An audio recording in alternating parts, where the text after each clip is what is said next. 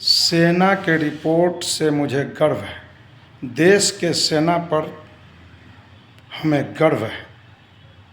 नमस्कार, आप देख रहे हैं जेपी क्रांति ऑफिशियल साहेबगंज देवरिया। मैं जयप्रकाश यादव। देश में जो सेना ने काम किया और जो सेना रिपोर्ट किया मोदी सरकार को, उससे मुझे गर्व है और देशवासियों को गर्व है कि हिंदुस्तान की सेना ने पाकिस्तान को जवाब देने में सफल रहा और उनको जवाब देने का काम किया।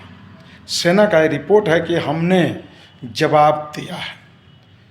तो स्थिति यहाँ है कि आखिर सीज फायर क्यों? मोदी क्यों घबरा गए, इतने जल्दी घुटने पर क्यों आ गए कि सीज फायर पर बात आ गई। ट्रंप का बीच में आना और मोदी जी घुटने टेक लिए। एक कैसे हुआ? क्योंकि सेना जब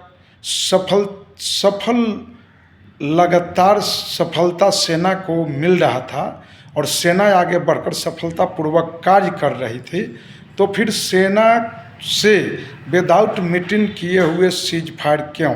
सेना का ये स्थिति कहीं से भी नहीं रहा कि सेना पीछे हटा हो। सेना लगातार पाकिस्तान पर चढ़ाई किया और ये स्थिति मोदी को दिखाई भी दे रहा था। देश दुनिया देख रहा था कि सेना, हमारे वीर सेना लड़ रहे हैं, पाकिस्तान को जवाब दे रहे हैं।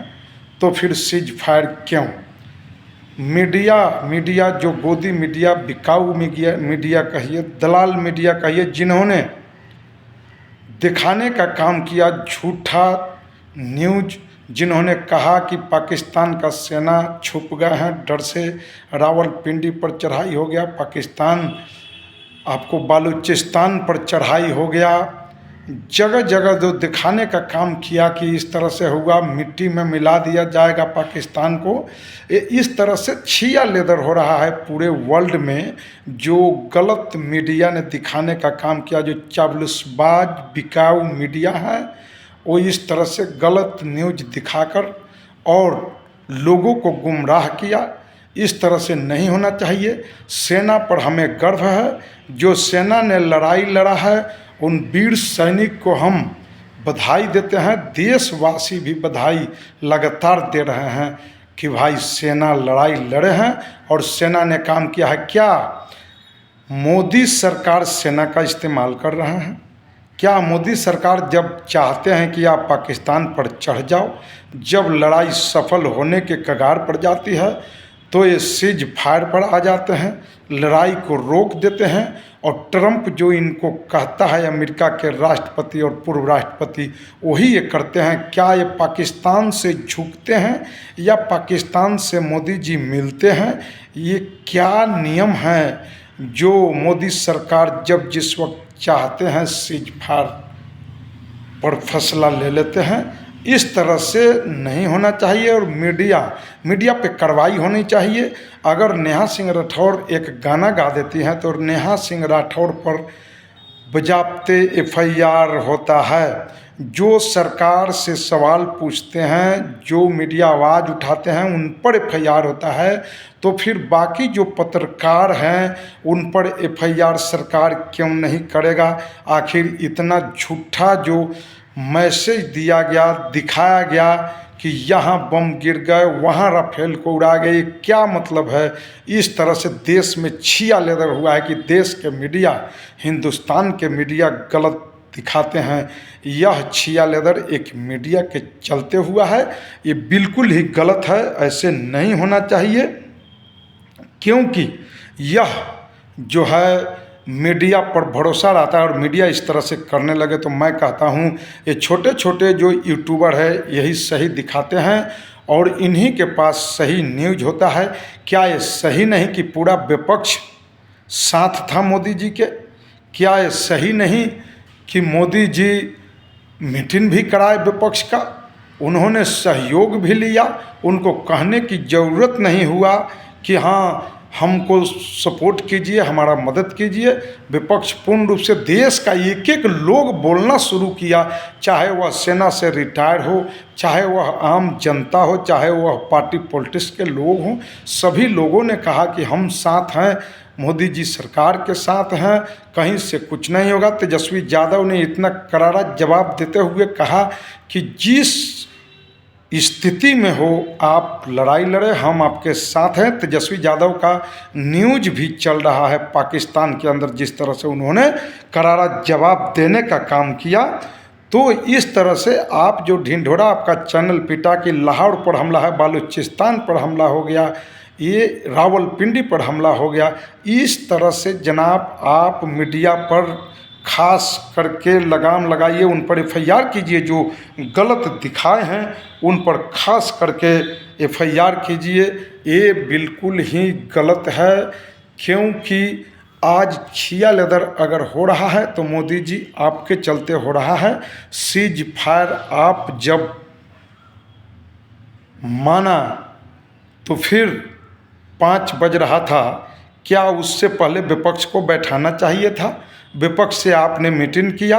जब हर चीज़ में जब लड़ाई शुरू हुआ तो आपने विपक्ष से मीटिंग किया। क्या सीज फायर के लिए विपक्ष से मीटिंग करना नहीं चाहिए था?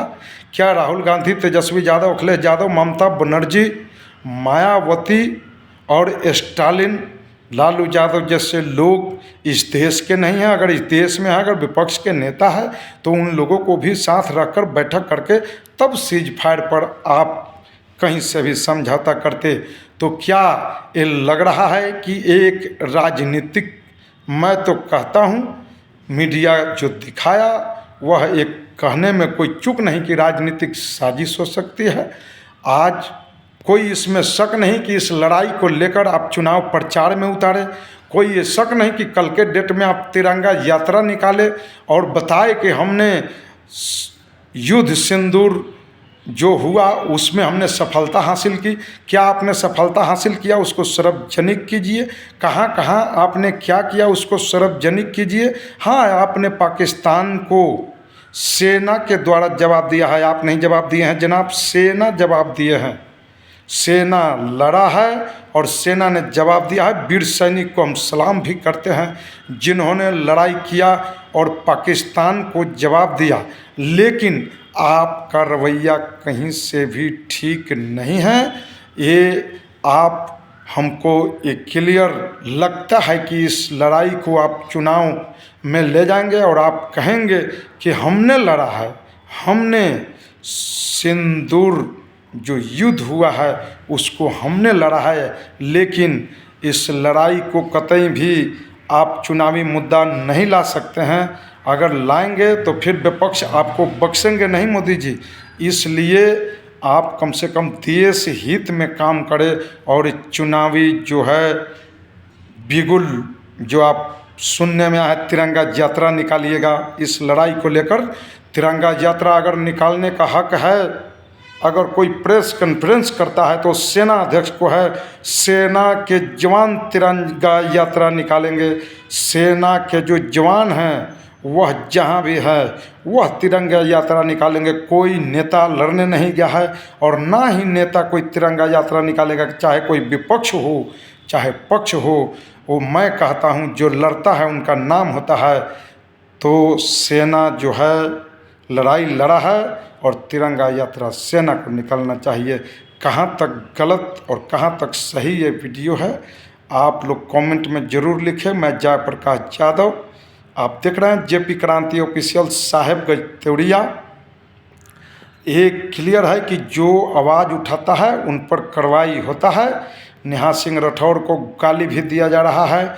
जब जब नेहा सिंह राठौर सवाल पूछती है मोदी जी से तो गाली दिया जाता है। क्या मोदी जी सवाल नहीं पूछे थे रे?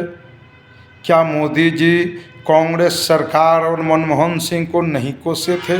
उनसे सवाल नहीं पूछा था? लगातार उन्होंने सवाल पूछने का काम किया और उस वक्त सरकार में कांग्रेस थी, सवाल सब लोग पूछे थे। आज मोदी है सरकार, मोदी जी से लगातार विपक्ष सवाल पूछेगा। एक आम जनता से लेकर चैनल तक सवाल पूछेंगे और मोदी जी को घबराने की ज़रूरत नहीं है। जवाब दीजिए जनाब।